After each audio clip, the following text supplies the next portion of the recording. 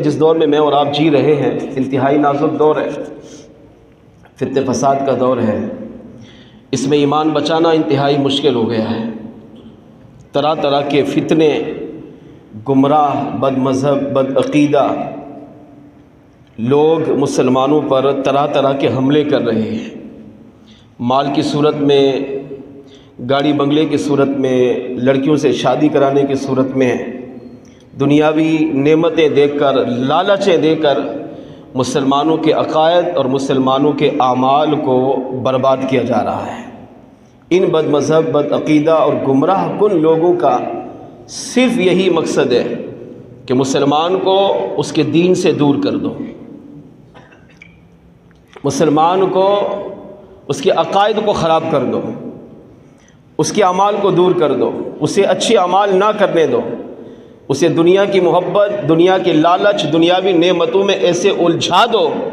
کہ مسلمان اپنے عقائد، اپنے اعمال دنیا میں ہی برباد کر ڈالے۔ ان تمام فتنوں سے بچنے کا بہترین ذریعہ اس پرفتن دور میں دعوت اسلامی کا دینی ماحول ہے۔ یہ حقیقت عرض کر رہا ہوں۔ ابھی میں کل ایک کلپ دیکھ رہا تھا، پنجاب کے ایک بہت بڑے عالم دین ہیں، حضور سیدنا غزالی زماں راضی دورہ قبلہ احمد سعید شاہ صاحب کاظمی رحمۃ اللہ تعالیٰ علیہ، جو اس زمانے کے امام غزالی ہیں، وصال ہو چکا۔ ان کے ایک شاگرد جن کی عمر 90 سال سے اوپر تھی، بزرگ تھے، تو ایک جگہ گفتگو فرما رہے تھے، تو دوران گفتگو انہوں نے بڑی پیاری بات ارشاد فرمایا لوگوں، اس دور میں اگر تمہیں اپنے عقائد بچانے، اپنے اعمال بچانے اور اپنا ایمان بچانا ہے تو اس کا سب سے آسان اور بہترین طریقہ میں تمہیں بتاتا ہوں۔ اچھا، وہ دعوت اسلامی والے نہیں، پھر خود ہی فرمایا میں دعوت اسلامی والا نہیں ہوں، میں نہ دعوت اسلامی کا رکن ہوں، نہ میرے پاس کوئی عہدہ ہے، نہ کوئی منصب ہے، لیکن میں عالم دین ہوں، تو عالم کا کام یہ ہے کہ وہ حق اور سچ بیان کرے، تو میں وہ بیان کر رہا ہوں جو میں نے اپنی آنکھوں سے دیکھا اور اپنے کانوں سے سنا ہے۔ لوگوں نے پوچھا وہ کیا ہے؟ ہزاروں لوگ جمع تھے۔ فرمایا کہ زمانے کے غزالی زماں راضی دورہ قبلہ سید احمد سعید شاہ صاحب کاظمی رحمۃ اللہ تعالیٰ علیہ، جو مدینۃ الاولیاء ملتان شریف میں جن میں آپ کا مزار مبارک ہے، اور اس وقت آپ کی جو اولاد ہے الحمدللہ وہ بھی سادات کرام میں، اور سب کے سب بیٹے باعمل عالم دین اور سنی مستند عاشق رسول ہیں، اور ایک بہت بڑا ادارہ ہے ماشاءاللہ ان کا۔ وہ فرماتے کہ میں ان کا شاگرد ہوں، غزالی زماں کا، ہمارے دور کے، موجودہ دور کے امام غزالی تھے۔ وہ فرماتے ہیں کہ غزالی زماں کے پاس میں پڑھ رہا تھا، اور میری عمر اس وقت چھوٹی تھی، میں بچہ تھا، اور آپ حدیث پڑھا رہے تھے، بخاری شریف پڑھا رہے تھے، تو ہم لوگ اس میں موجود تھے، تو میں بھی پڑھتا تھا اس وقت۔ تو دوران گفتگو غزالی زماں نے فرمایا کہ یہ وہ دور، آج سے یوں سمجھے 50 سال پہلے کی بات ہو رہی ہے، فرما رہے تھے کہ یہ وہ دور ہے جس میں عقائد بچانا، ایمان بچانا، مسلمان کو اپنے اعمال کی اصلاح کرنا انتہائی مشکل ہوتا جا رہا ہے۔ چاروں طرف سے اتنے 50 سال پہلے کی بات ہو رہی ہے، اب سوچیں اب کیا ہوگا، اب کتنا مشکل دور چل رہا ہے۔ پھر فرمایا کہ انڈیا کے اندر ایک شخص اٹھا جس کا نام الیاس تھا، اس نے جماعت بنائی، اور اس جماعت میں اس کا مقصد کیا تھا جماعت بنانے کا؟ لوگوں کے عقائد، لوگوں کے اعمال کو برباد کرنا۔ اس کا یہ فتنہ اتنا بڑھا کہ انڈیا کے کئی مسلمان اس میں مبتلا ہو گئے۔ پھر یہ فتنہ پاکستان میں پہنچا، تو غزالی زماں راضی دورہ فرمانے لگے کہ اس نے بہت کوشش کی کہ مسلمانوں کے عقائد کو، مسلمانوں کے اعمال کو برباد کرے، اور سب سے اہم چیز مسلمانوں کے دل سے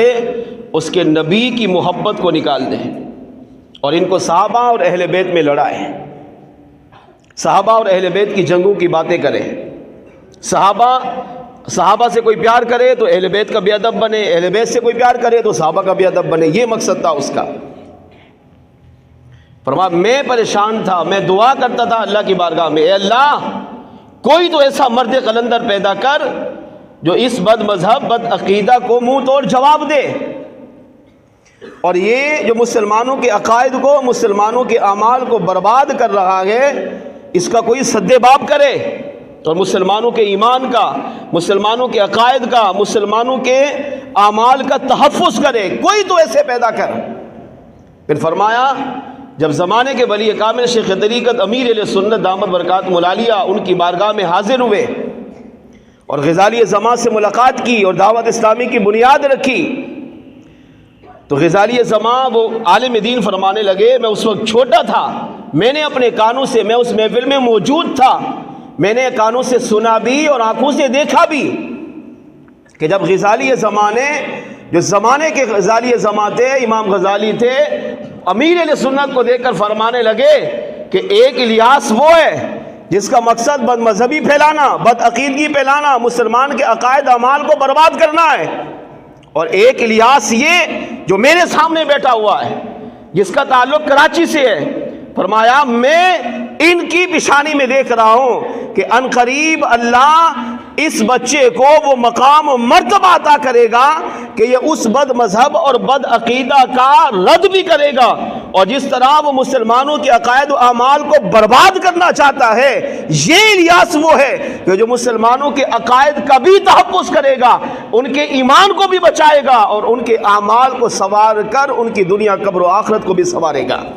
اب وہ عالم دین فرمانے لگے میں چھوٹا تھا، میں یہ باتیں سن رہا تھا مگر میرا دل مان نہیں رہا تھا، کیونکہ 50 سال پہلے کی بات ہے، ابھی دعوت اسلامی کی ابتدا ہو رہی تھی۔ وہ کہتے ابھی میری عمر 90 سال ہو چکی، اب جب میں نے دعوت اسلامی کو دیکھا، اس کی خدمت کو دیکھا، امیر اہل سنت کی شب و روز محنت کو دیکھا، تو آپ فرماتے مجھے غزالی زماں کی بچپن میں کہی ہوئی بات وہ اب سچی نظر ہوتی ہوئی نظر آ رہی ہے۔ فرمایا لوگوں اگرچہ میرا تعلق دعوت اسلامی سے نہیں ہے مگر میں منبر رسول پر بیٹھ کر حق اور سچ بات کہہ رہا ہوں کہ اس پرفتن دور میں جہاں 72 سے بھی زائد فرقے گمراہوں کے بن چکے ہیں جن کا مقصد مسلمان کے عقائد اعمال کو برباد کرنا ہے، اگر اس پرفتن دور میں تم اپنا ایمان بچانا چاہتے ہو، اپنے عقائد بتانا چاہتے ہو، اپنے اعمال کا تحفظ چاہتے ہو، تو فرمایا اس کا سب سے بہترین ذریعہ دعوت اسلامی کا دینی ماحول ہے،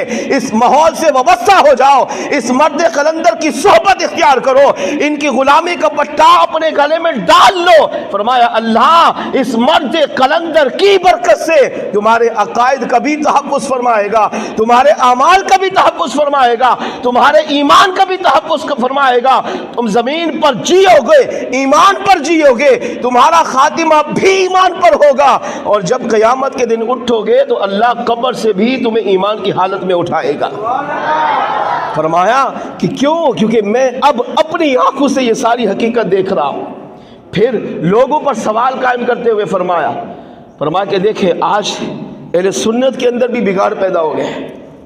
کتنی جماعتیں، کتنی تحریکیں، کتنی تنظیمیں بن چکی ہیں، کوئی صحابہ کی شان بیان کر رہا ہے تو اہل بیت کا گستاخ ہے،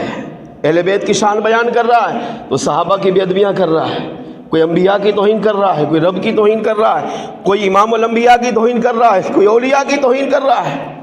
لیبل کیا لگایا ہے؟ ہم سنی ہیں، ہم عاشق رسول ہیں۔ پھر چوٹ کرتے ہوئے فرمایا کہ اگر 1 منٹ کے لیے دعوت اسلامی کو آپ ہٹا دیں، اس تحریک کو ہٹا دیں، تو فرمایا پھر میں آپ سے سوال کروں گا کہ اب تم اہل سنت کی کس جماعت میں جاؤ گے؟ کون سی ایسی تحریک ہے کہ جس پر آپ جا کر یہ کہہ سکتے ہیں کہ میں اپنے عقائد بچا لوں گا، ایمان بچا لوں گا، اعمال بچا لوں گا؟ کسی ایک کا نام بتائیے، مگر کسی نے کوئی نام نہیں بتایا۔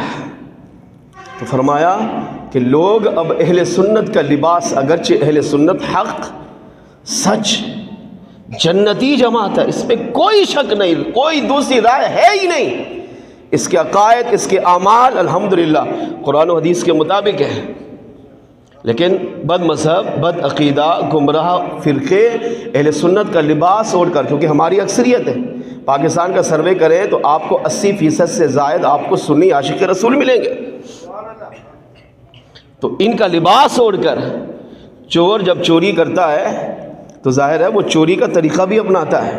اگر وہ چوری کے طریقے نہ اپنائے تو کبھی وہ چوری میں کامیاب نہیں ہوگا۔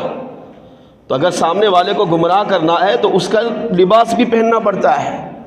اس کے لیے داڑھی بھی رکھنی پڑتی ہے، اس کے لیے امامہ بھی باندھنا پڑتا ہے، جبے کبے بھی پہننا پڑتے ہیں۔ آپ اپنے آپ کو اس کی طرح بناؤ تو ہی اس کو اپنی طرف کر سکتے ہو۔ جیسے ہم کہیں پہلے آپ باعمل بنیے پھر دوسروں کو بھی بنائیے، آپ خود باعمل ہوگے تو آپ کی زبان میں تاثیر ہوگی۔ لیکن یہ بد مذہب کیا کرتے ہیں؟ اہل سنت کا لباس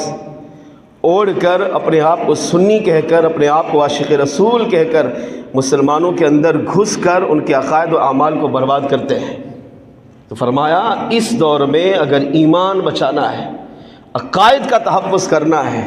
اعمال کی درستگی کرنی ہے، تو فرمانے لگے لوگوں اس وقت اس کا بہترین ذریعہ دعوت اسلامی کا دینی ماحول ہے، اس سے وابستہ ہو جاؤ، تمہیں ہر سنی عاشق رسول کی محبت بھی ملے گی، پیار بھی ملے گا، تمہیں عقیدت بھی ملے گی، ہر سنی عاشق رسول سے محبت بھی کرو گے، اس کی پہچان بھی نصیب ہوگی، ادب بھی ملے گا، محبت بھی ملے گی، عقیدہ بھی مضبوط ہوگا، ایمان کا بھی تحفظ ہوگا، اچھے اعمال کرنے کی توفیق بھی ملے گی۔ بتقاضۂ بشریت گناہ ہو جائے تو تمہیں اللہ توبہ کی بھی توفیق عطا کرے گا اس دینی ماحول کی برکت سے۔ اس طرح زندگی گزارو گے تو اللہ تمہاری دنیا قبر آخرت کو سنوار دے گا۔ یہی دعوت اسلامی